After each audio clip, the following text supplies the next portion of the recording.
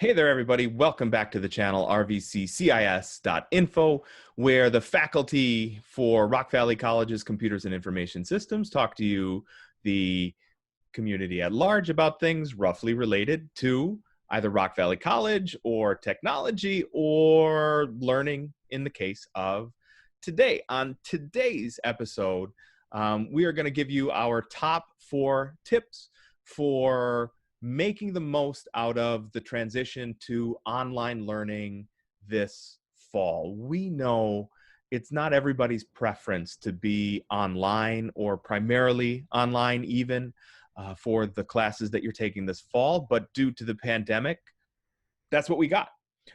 So instead of using our time, trying to square the situation to the place we're at, we thought we would give you our top 4 tips for how to get the most out of online learning and to get on the ground running as quickly as possible. So I'll let Stephanie take us out. What's our first? Oh, did I not do introductions? Introductions around. I know. For those of you who can read, it says right below our names who we are, but I'm joined today by Stephanie Washer, and I'm Eric Wolf, and we're half of the full-time faculty for RVC here at, or for CIS rather, at RVC. My coffee is wearing off. So Stephanie, take us out. What's the first tip everybody should know? Read the important information from your instructor. So that would be like your syllabus. And if there's labs, there might be lab information on how to connect to a lab. The syllabus will have your book information, upcoming assignments for that week, important things to do the first week. Sometimes there might be important information in an email before the class even starts regarding books. So anything deemed important by your instructor.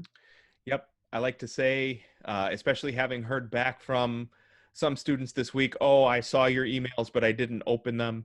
Like, as an instructor, we wouldn't send you something if it wasn't important, because we know, your time is valuable, and the more stuff we send to you that's useless, the less stuff you read over the long term, because you're like, well, this is like instructor spam.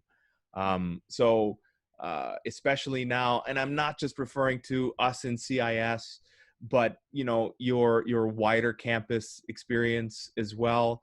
Like, it's a challenge for even us who are accustomed to making videos, to editing them down, to doing all of those things, or to using lists in Eagle. It takes time for us, and for some of your other instructors who are less comfortable with doing so, that really does represent a commitment in time on their behalf, and they clearly meant for you to read those. So don't skip on any of the materials it is that your instructors send you. So that was tip number 1. For tip number 2, I'll do that one. It's set up notifications on your phone immediately. So inside of Eagle, if you go to settings, you can have all of your Canvas notifications sent to an email address of your choice. Now, I know that every correspondence you have gotten from Rock Valley College has said you must grow accustomed to using your Rock Valley College, so your S number at student.rockvalleycollege.edu address. And that's great, but I just want you to read them. So if that means that you have to send it to, your Yahoo email account or your Gmail account, so it's Mr. Mostly Mittens, the name of your cat, at gmail.com, I don't care. Send it there. Whatever you have on your phone, on your laptop, on your tablet, whatever, that you check all the time so that you can stay current on things, that is all for the better. Any reactions on the Canvas app? I like the Canvas app. I don't think it's all that bad. It definitely notifies you.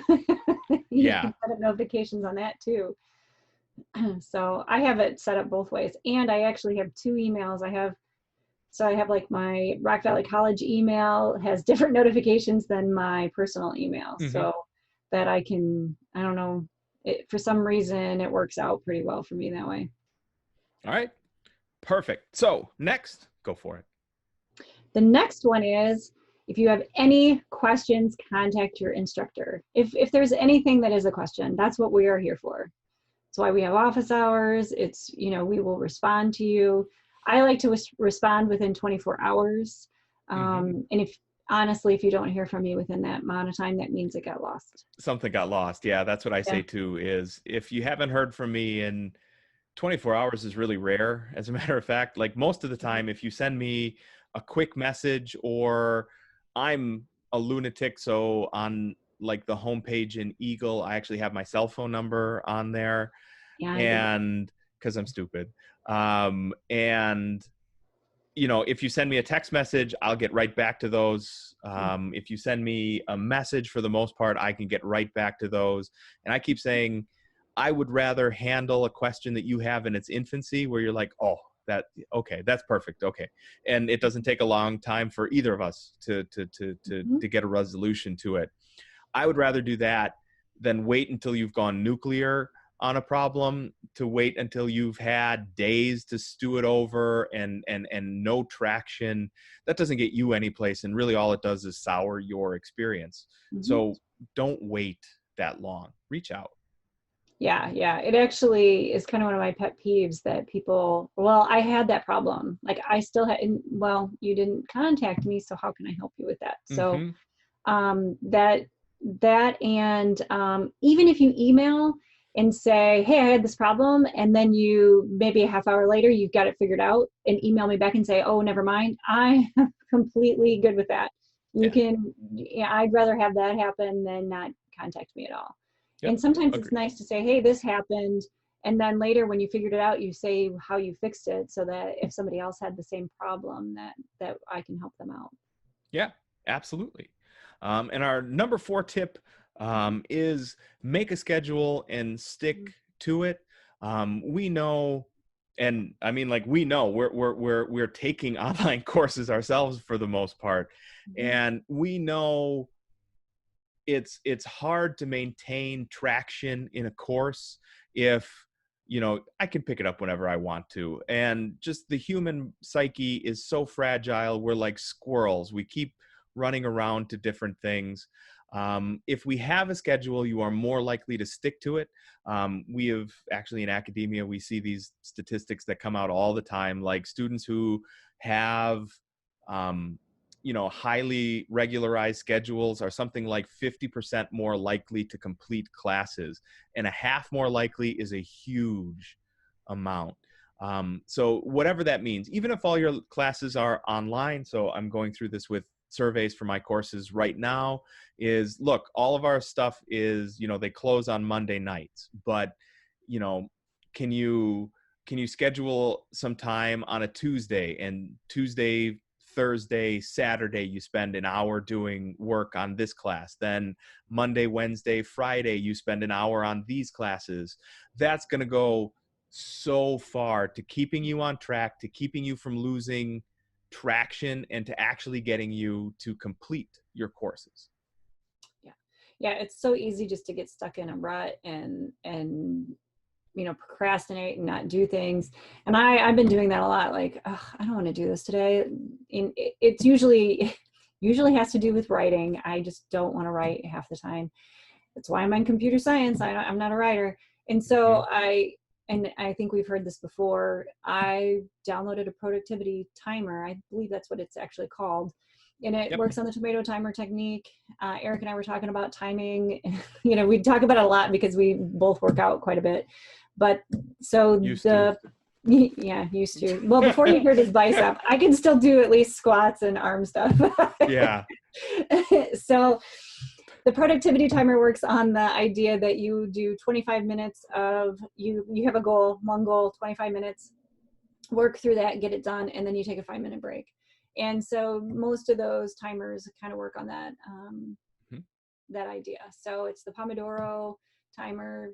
tomato time or whatever one you Yep. find. But Otherwise, I it's like the tomatotimers.com. We've mentioned it in previous episodes. yeah. And the productivity timer one, the reason I like it is because it's kind of like the edubetics of of apps. It kind of makes fun of you as you go along and calls you a slacker half the time. So I kind of like that. So, but I believe that's pretty much, we had our 4 tips.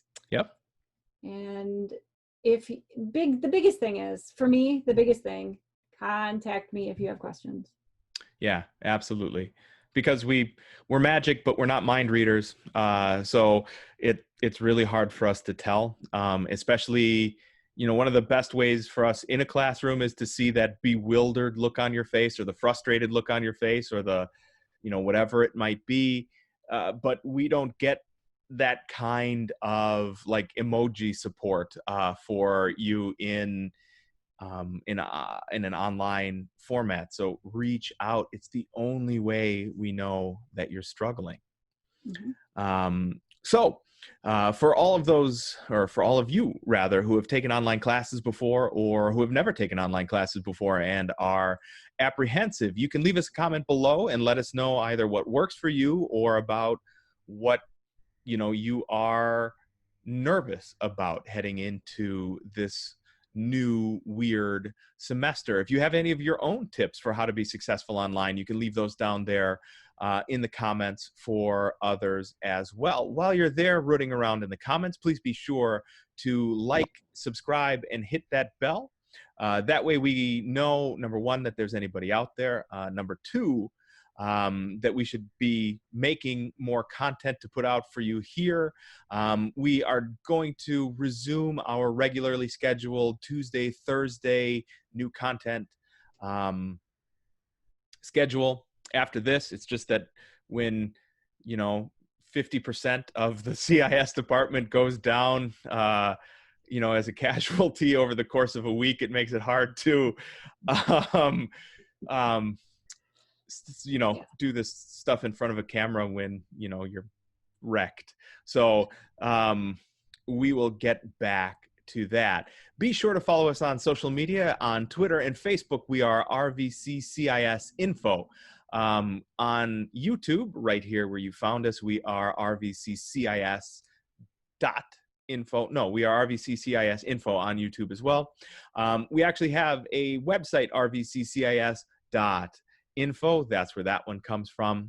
You can also find us on anchor.fm at RVCCIS info. All of those you can find in the description below with links. So on behalf of Stephanie Washer, not seen here are Jim Conley and Chuck Conkle, and myself, Eric Wolf, and the rest of the Rock Valley College family at large. Stay safe and stay sane out there, everybody.